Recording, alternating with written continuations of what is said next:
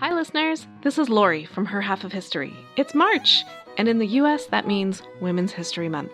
I'm celebrating with free to everyone bonus episodes every Monday, all month long.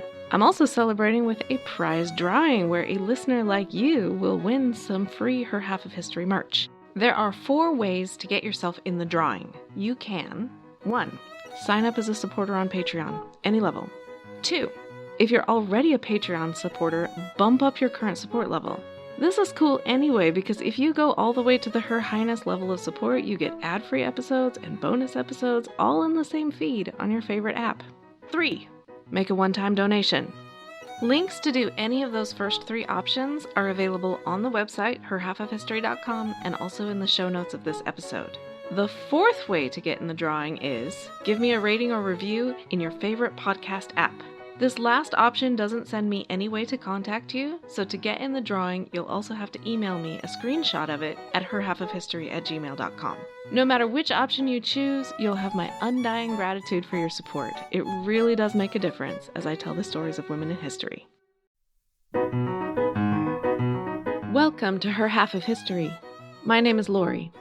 The current series is Groundbreaking Novelists, and this is episode 6.11, Zora Neale Hurston celebrates her heritage.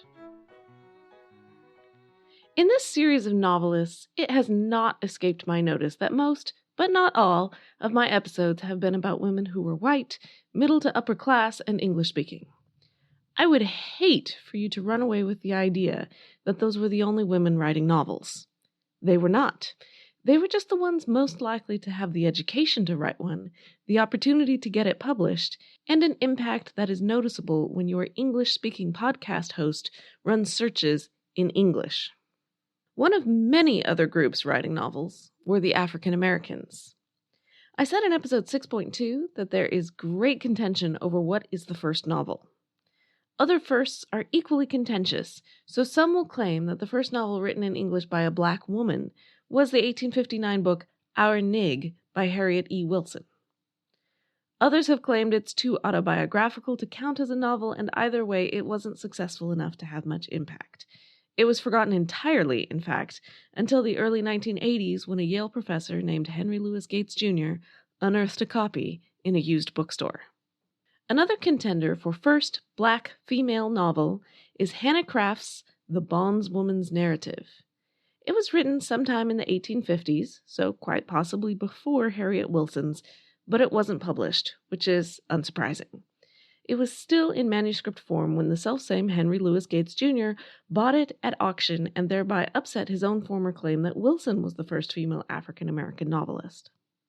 But while African-American literature certainly got started in the 18th century, it really came into its own in the 20th with the Harlem Renaissance, and the towering female figure there is Zora Neale Hurston.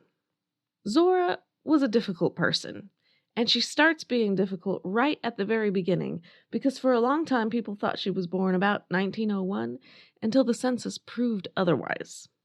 She was actually born in January of 1891. She grew up in Eatonville, Florida, which is near Orlando. Eatonville was the first incorporated all-black city in the U.S. According to Zora's own words, it was a city of 5 lakes, 3 croquet courts, 300 brown skins, 300 good swimmers, plenty of guavas, 2 schools, and no jailhouse. Everyone she knew was black. The mayor, the minister, the doctor, the teacher, all of them looked like her. She didn't grow up feeling like her color made her a second-class citizen because it didn't make her a second-class citizen, not in Eatonville. This would be important in her writing and her attitudes for the rest of her life.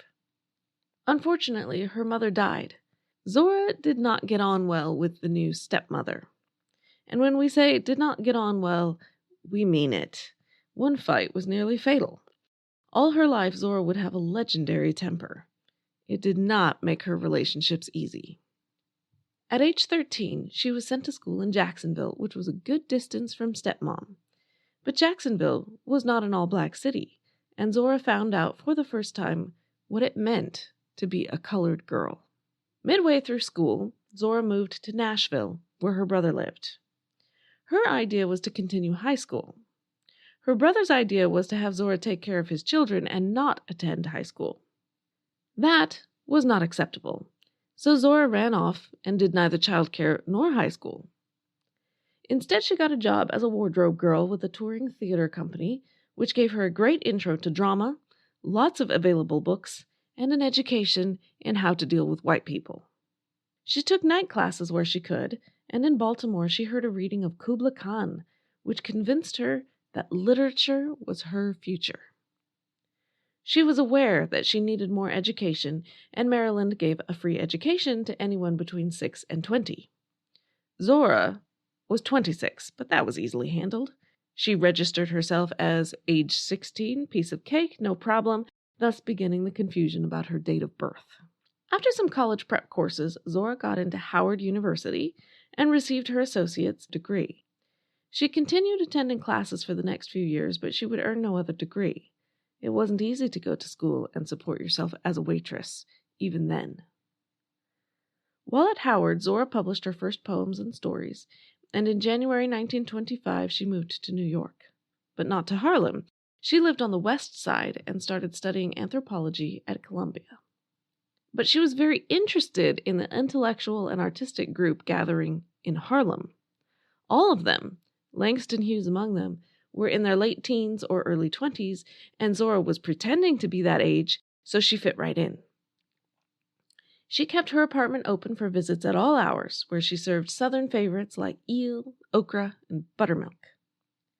She called her group the Niggerati, her word, not mine, and she was their self-proclaimed queen. She behaved something like a queen, too. She wore bright colors and draped herself in jewelry. She smoked in public and told racy stories. She accentuated her Southern accent, sang spirituals, and played the harmonica. She arrived in New York knowing no one, but that didn't matter. As one writer put it, she had the gift of walking into hearts. The academics at Columbia liked her too and encouraged her to go pro with her anthropology. It was a new era for Black culture, and academia was starting to take notice. They wanted to study Black culture and folklore, but there would be a whole lot of barriers for your traditional, white, male professor, because why should your average Black grandma tell him anything? But Zora had no such barriers. She was perfect. Or perhaps not quite perfect. She loved the folklore all right, but writing it up in a dry and boring academic journal was not her preferred method.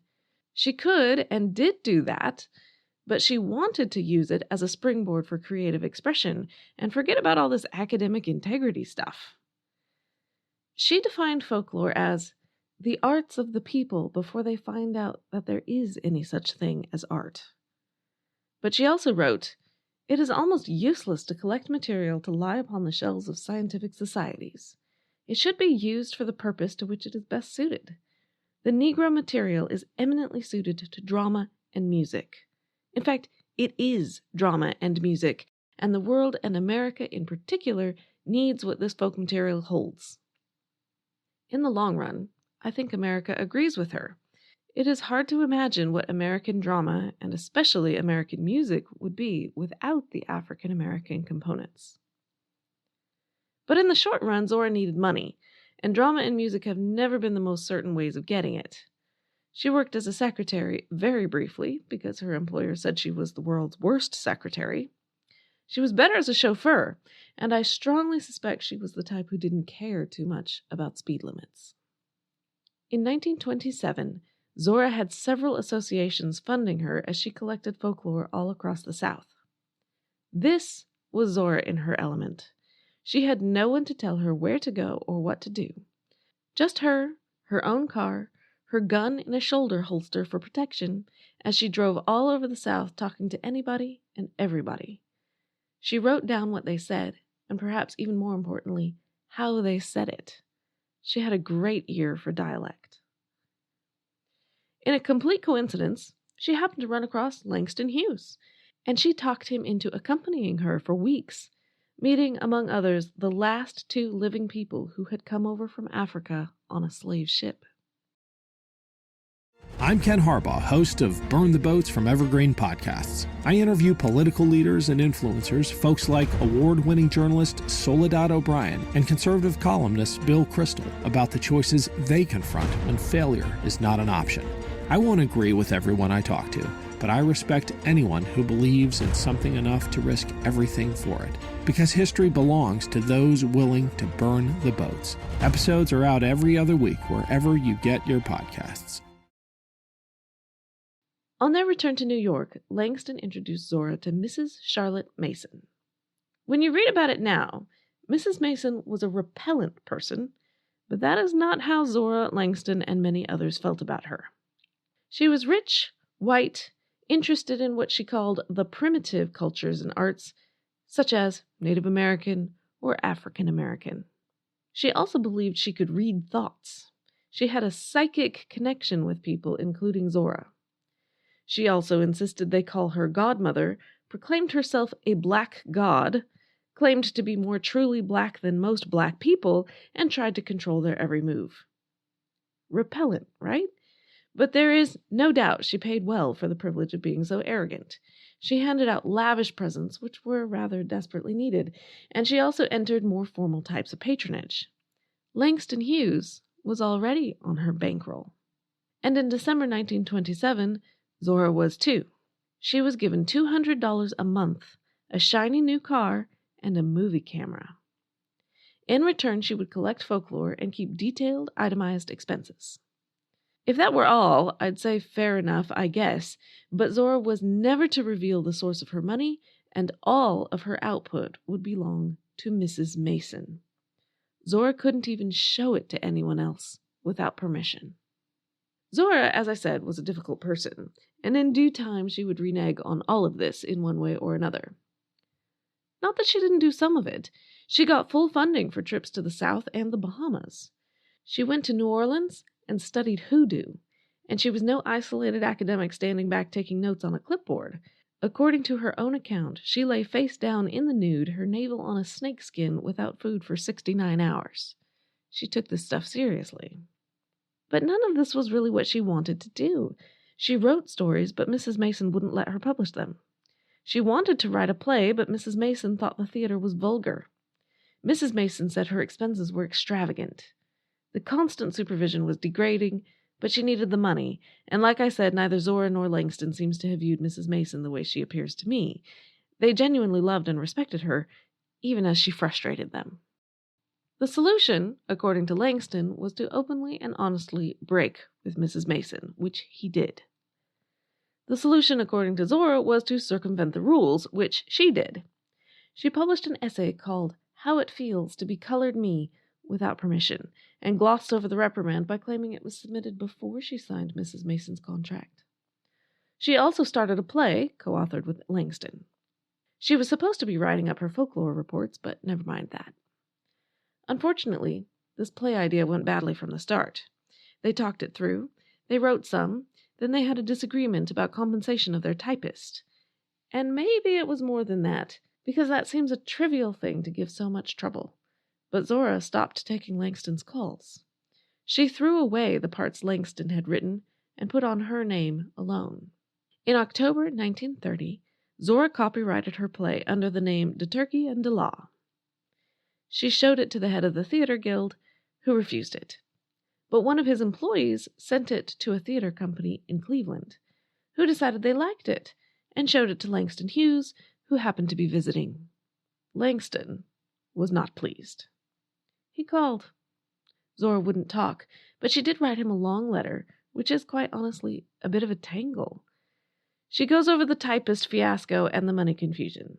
Then she claims she doesn't care about money or glory. Then she says she felt obliged to go it alone. Then she says he is her best friend, but she's not in love with him, but she felt so hurt that she couldn't tell him what she really thought. Then she says he made some suggestions about the play, but she didn't incorporate them, so the work is all hers. Langston had not yet received this letter when he took his version of the play with its original title, The Mule Bone, to the Copyright Office and got it registered to him and Zora. The change in title obviously confused the official, who didn't realize it had already been copyrighted. And believe it or not, everything just got worse from there. The play was never staged. The relationship was never repaired. Years later, Langston was absolutely cutting in his autobiography, while Zora's autobiography barely mentioned him at all. A strange end to the two most important figures of the Harlem Renaissance. Langston marked his falling out with Zora as the end of the Harlem Renaissance. Scholars disagree, largely because Zora had yet to write her most important work. The 1930s were difficult for her. She lost half of her stipend from Mrs. Mason, and then the other half of it. She dated a much younger man named Percy Punter. She had actually already been married, and if I said nothing about it, it was because it was so short-lived, it hardly seemed important. Punter wanted to marry her, but he also wanted her to give up her career. She later said he was the real love of her life, but also he was the master kind, all or nothing for him. Ultimately, it was not a healthy relationship and sounds more like mutual jealousy than it does like love. When it became violent, Zora had to get out. She was offered the Guggenheim Fellowship, which she took, and sailed to Jamaica and then Haiti to collect more folklore. It was there that she wrote, "Their eyes were watching God," in 7 weeks, as the emotions and all the experiences of her life poured out of her. The mainstream press liked it reasonably well, but the critics, not so much. In particular, the African-American critics didn't like it, which must have been a real blow. The problem was that in Zora's view, the purpose of African-American art was to celebrate the speech, stories, and culture of African Americans. But times were moving on, and increasingly the purpose of African American art was to speak truth to power and highlight the injustice that was still happening every day across the country. Zora's work did not fit that agenda, therefore it was no good. Now, I was a bit surprised when I read about this. It was many years ago that I read Their Eyes Were Watching God, and maybe I wasn't paying as much attention as I should have been, but I certainly thought it talked about injustice, struggle, and all of that. The quote I remembered best turns out to be the most famous quote, and it goes like this. "The white man is the ruler of everything, as far as I've been able to find out.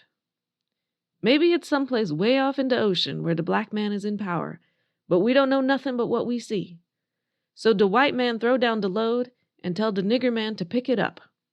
He pick it up because he have to, but he don't tote it. He hand it to his women folks. The nigger woman is the mule of the world so far as I can see."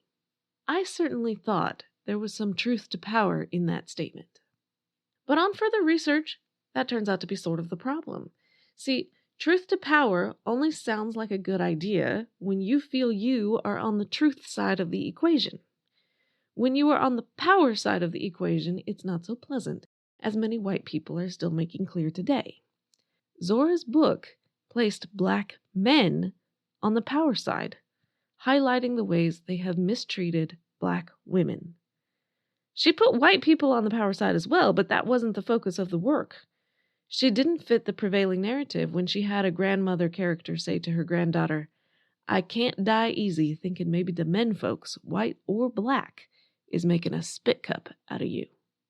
All of the black opinion makers criticizing her work were men, and this was not a message they wanted to hear. They also found her careful attention to dialect and folklore humiliating. It would make white people laugh, they thought, when what African Americans needed was respect.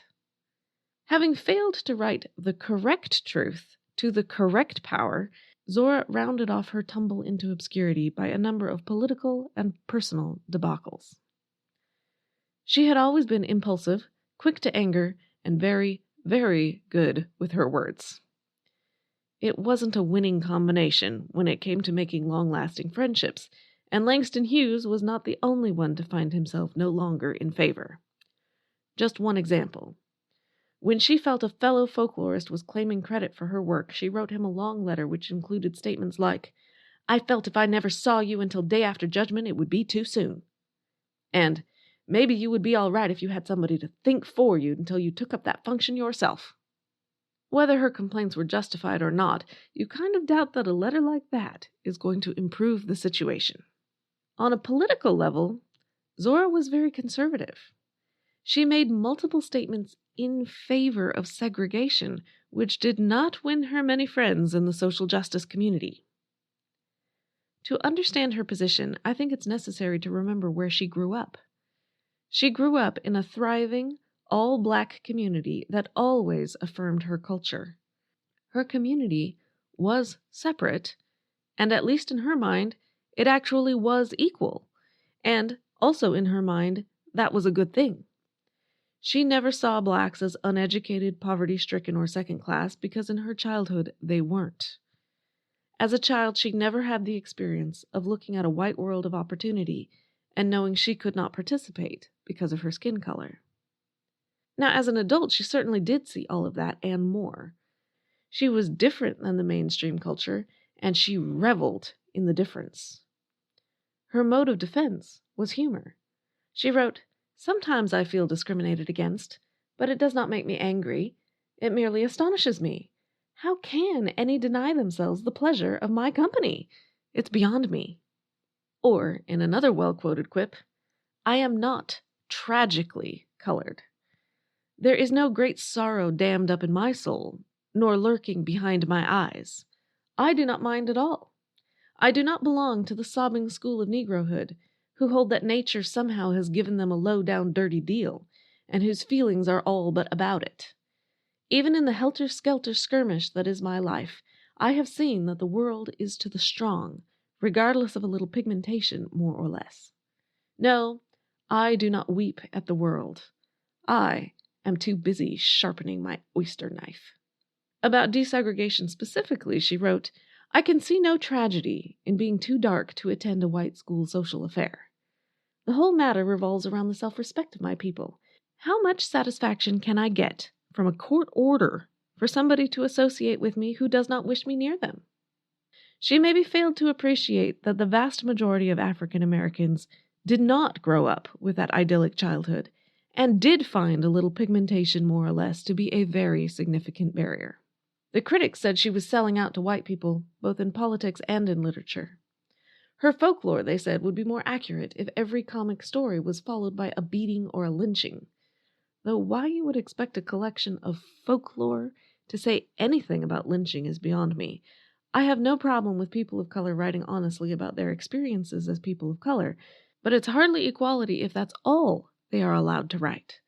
White authors, after all, are allowed to write about many different topics. Zora fought back with statements like, "Negroes are supposed to write about the race problem. I was and am thoroughly sick of the subject. My interest lies in what makes a man or a woman do such and so, regardless of his color."